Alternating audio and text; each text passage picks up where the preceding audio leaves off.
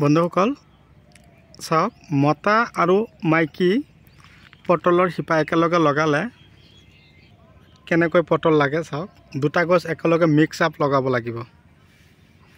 মই যে আপোনালোকৰ কাৰণে শিপাবিলাক পঠিয়াই আছোঁ সেইকাৰণে মতা আৰু মাইকী উভয়ে কিন্তু পঠিয়াই আছোঁ। চাওক মই এটাই বিচাৰোঁ যে আমি সবে যাতে মিলি এনেকুৱা ধৰণৰ খেতি কৰি ভাল এটা টকা উপাৰ্জন কৰিব পাৰোঁ। চাব পাৰিছে মতা আৰু মাইকী উভয়ে লগোৱাৰ পিছত পটলৰ ধৰণবিলাক এনেকুৱা হ'ব, একে ঠাইতে কমো 8ৰ পৰা 10টাকৈ লাগিব।